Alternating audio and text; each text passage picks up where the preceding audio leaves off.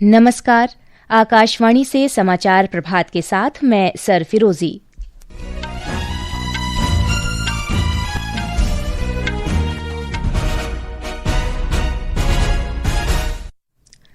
प्रधानमंत्री नरेंद्र मोदी ने कहा, भारत में हर चुनौती से निपटने की क्षमता है और वंदे मातरम की भावना उस शक्ति का प्रतीक है। लोकसभा में आज चुनाव सुधार के मुद्दों पर, जबकि राज्यसभा में वंदे मातरम की 150वीं वर्षगांठ पर चर्चा होगी। राष्ट्रपति द्रौपदी मुर्मू आज नई दिल्ली में 2023 और 2024 के लिए प्रतिष्ठित शिल्पकारों को हस्तशिल्प पुरस्कार प्रदान करेंगी। भारत ने बाघों के संरक्षण के लिए संबंधित देशों के साथ मजबूत प्रयास करने के लिए अंतर्राष्ट्रीय बिग कैट्स गठबंधन में शामिल होने का आह्वान किया। जापान के उत्तर पूर्वी तट पर 7.5 तीव्रता का शक्तिशाली भूकंप आया, हालांकि सुनामी की चेतावनी हटाई गई। और क्रिकेट में भारत और दक्षिण अफ्रीका के बीच 5 T20 मैचों की श्रृंखला का पहला मुकाबला आज शाम कटक में।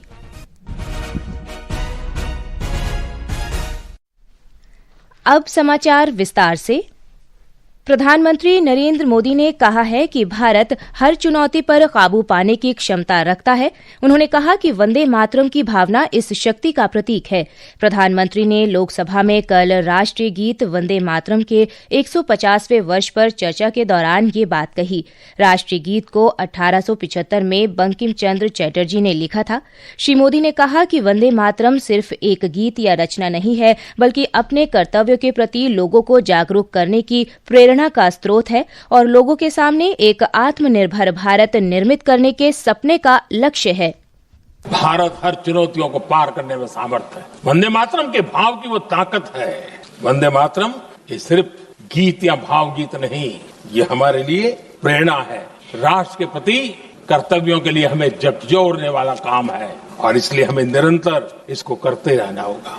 हम आत्मनिर्भर भारत का सपना लेकर के चल रहे हैं, इसको पूरा कर रहा है। वंदे मातरम हमारी प्रेरणा है। श्री मोदी ने कहा कि वंदे मातरम के मंत्र ने स्वाधीनता आंदोलन को सक्रिय बनाया। प्रधानमंत्री ने कहा कि वंदे मातरम का विरोध करने वाली मुस्लिम लीग की राजनीति ने 1937 में गति पकड़ी। श्री मोदी ने वंदे मातरम पर समझौता करने के लिए कांग्रेस की आलोचना की। उन्होंने आरोप लगाया कि कांग्रेस राष्ट्रीय गीत पर मुस्लिम लीग के सामने झुक गई।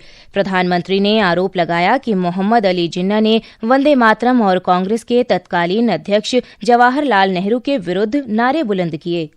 मोहम्मद अली जिन्ना ने लखनऊ से 15 अक्टूबर 1937 को वंदे मातरम के विरुद्ध का नारा बुलंद किया। फिर कांग्रेस के तत्कालीन अध्यक्ष जवाहरलाल नेहरू को अपना सिंहासन डोलता दिखा। बजाय कि नेहरू जी मुस्लिम लीग के आधारहीन बयानों को तगड़ा जवाब देते, मुस्लिम लीग के बयानों की निंदा करते, लेकिन उल्टा हुआ। वो ऐसा क्यों कर रहे वो तो पूछा ही नहीं, न जाना, लेकिन उन्होंने वंदे मातरम की ही पड़ताल शुरू कर दी। चर्चा में भाग लेते हुए रक्षा मंत्री राजनाथ सिंह ने कहा कि वंदे मातरम देश के वर्तमान, भूत और भविष्य का हिस्सा है। वंदे मातरम हमारा गौरव है, हमारी पहचान है और हमारे संविधान की सबसे ऊंची पुकार है। वंदे मातरम मातृभूमि के प्रति वात्सल्य का अनहद नाद है। वंदे मातरम स्वतंत्रता संग्राम के उन अज्ञात और अवर्णित सैनिकों की याद है जिन्होंने अपनी मातृभूमि के लिए अपना सर्वस्व न्यौछावर कर दिया।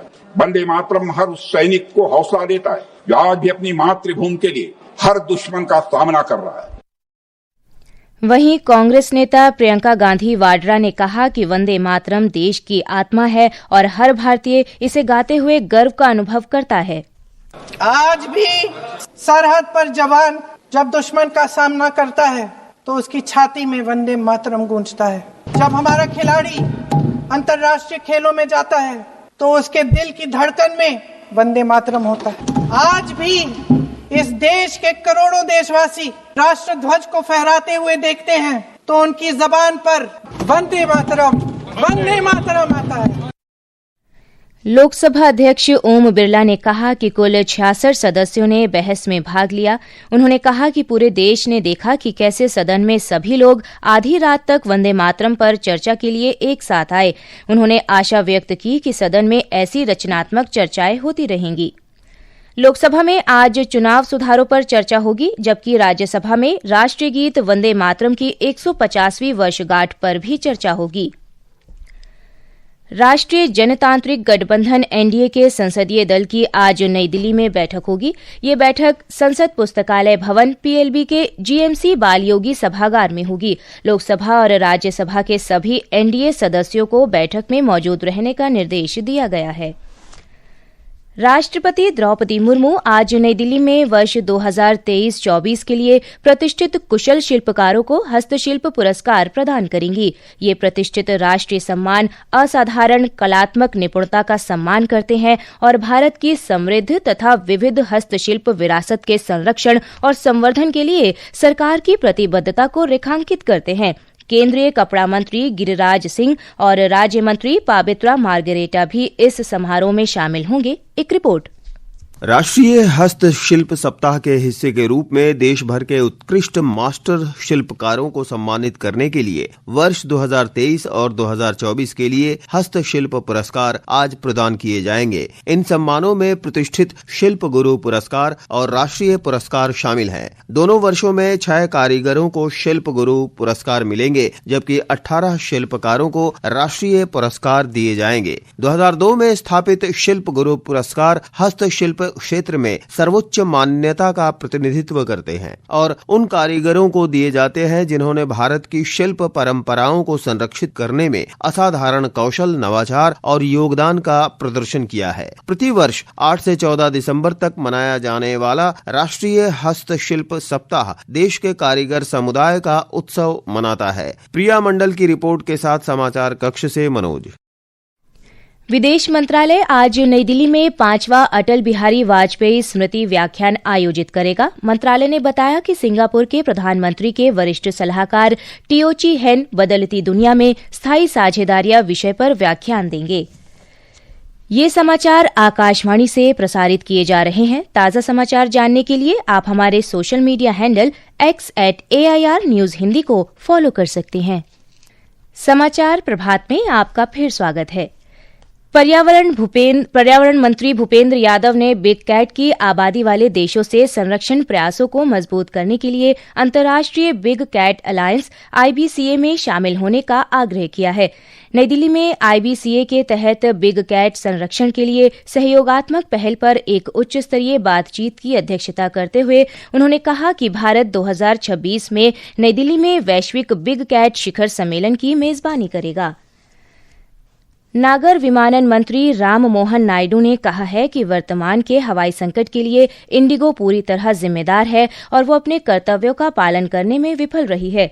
डीडी न्यूज से विशेष बातचीत में श्री नायडू ने कहा कि सरकार पर उनका कोई दबाव नहीं है और उसने हमेशा सभी एयरलाइन के साथ समान व्यवहार किया है। उन्होंने घोषणा की कि सरकार इंडिगो के कुल 2200 हवाई मार्गों को बंद करके और उन्हें अन्य ऑपरेटरों को सौंपकर उसके संचालन को सीमित करने की योजना बना रही है। और सेफ्टी की जब बात आती है तो सेफ्टी टॉप मोस्ट प्रायोरिटी रहती है और कभी कभी हो सकता है सेफ्टी के सेंस में हमें कुछ निर्णय लेना पड़े तो उसका भी रेस्पेक्ट यात्रियों को करना पड़ेगा, क्योंकि safety is of the utmost priority. ये एक जो इंसिडेंट हुआ हमारे एविएशन को या फिर हमारे एविएशन की जो शक्ति है या फिर हमारे पैसेंजर की जो क्षमता है उसको कनेक्ट ना करें, वो एकदम बहुत मजबूत है। इस बीच नागर विमानन सचिव समीर कुमार सिन्हा ने कहा है कि उड़ान संचालन लगभग सामान्य हो गया है। संवाददाताओं से बातचीत में उन्होंने ये जानकारी दी। Things are almost back to normal. हवाई सेवाएं अब सामान्य हो गई हैं। संचालन पूरी तरह से सुचारू है। इंडिगो ने 1800 से अधिक उड़ानें संचालित की, जो लगभग सामान्य स्तर है। आकाशा, एयर इंडिया एक्सप्रेस और स्पाइस जेट जैसी अन्य एयरलाइनें भी अपनी पूरी क्षमता के साथ उड़ानें चला रही हैं। कुल मिलाकर कहा जा सकता है कि स्थिति सामान्य होती दिख रही है। So things are getting back to normal as I see. Rail मंत्री अश्विनी वैष्णव आज तिरुपति और साईनगर शिरडी को जोड़ने वाली नई एक्सप्रेस रेलगाड़ी को झंडी दिखाकर रवाना करेंगे। दक्षिण मध्य रेलवे ने एक विज्ञप्ति में बताया कि उद्घाटन सुबह वीडियो कॉन्फ्रेंसिंग के माध्यम से होगा। उत्तर पूर्वी जापान में बीती रात 7.5 तीव्रता का एक शक्तिशाली भूकंप आया। जापान मौसम विभाग के अनुसार भूकंप का केंद्र आओमोरी क्षेत्र के तट से लगभग 80 किलोमीटर दूर था, जिसमें 20 से ज्यादा लोग घायल हुए हैं। भूकंप के कारण प्रशांत महासागर के तटीय इलाकों में 70 सेंटीमीटर तक की सुनामी आई है, जो अब टल गई है। इधर मौसम विभाग ने आज छत्तीसगढ़, मध्य प्रदेश, ओडिशा, पंजाब, तेलंगाना और विदर्भ में शीतलहर चलने का अनुमान व्यक्त किया है। असम, मेघालय, पूर्वी उत्तर प्रदेश, नागालैंड, मणिपुर, मिजोरम, त्रिपुरा और ओडिशा के कुछ हिस्सों में आज घना कोहरा छाया रह सकता है। क्रिकेट में भारत और दक्षिण अफ्रीका के बीच 5 T20 मैचों की श्रृंखला का पहला मुकाबला आज शाम 7 बजे से कटक के बारोबाटी स्टेडियम में खेला जाएगा। भारतीय कप्तान सूर्य कुमार यादव ने बताया कि टीम आगामी T20 विश्व कप की तैयारियों को ध्यान में रखकर मैदान में उतरेगी। T20 वर्ल्ड कप का प्रिपरेशन स्टार्ट हो गया था 2024 का जो T20 वर्ल्ड कप खत्म हुआ था उसके बाद ही, क्योंकि कोई भी बड़ा टूर्नामेंट के आप लास्ट 1 महीने 2 महीने में आके ये नहीं सोच सकते कि अरे अभी टूर्नामेंट आ गया है, अभी प्रिपरेशन चालू हो गया है। हॉकी में भारत और दक्षिण अफ्रीका के बीच केपटाउन में खेला गया 3 मैचों की श्रृंखला का दूसरा टेस्ट मैच 2-2 से ड्रॉ रहा। भारत फिलहाल श्रृंखला में 1-0 से आगे है। वहीं जूनियर महिला हॉकी विश्व कप 2025 में आज चिली में भारत का मुकाबला उरुग्वे से होगा। मैच रात 10 बजे शुरू होगा। ये समाचार हमारी वेबसाइट www.newsonair.gov.in और हमारे news on AIR mobile app पर भी उपलब्ध है। और अब आज के समाचार पत्रों की सुर्खियों के साथ हैं आकर्षिता सिंह। धन्यवाद सरफिरोजी। राष्ट्रीय गीत वंदे मातरम की 150वीं वर्षगांठ पर लोकसभा में चर्चा को अधिकतर अखबारों ने सुर्खी बनाया है। हिंदुस्तान लिखता है, वंदे मातरम पर संसद में वाक युद्ध। नवभारत टाइम्स ने प्रधानमंत्री नरेंद्र मोदी के इस कथन को दिया है, कांग्रेस ने वंदे मातरम के टुकड़े किए। वहीं वीर अर्जुन ने कांग्रेस नेता प्रियंका गांधी के इस बयान को दिया है। बंगाल चुनाव के चलते कराई गई वंदे मातरम पर चर्चा।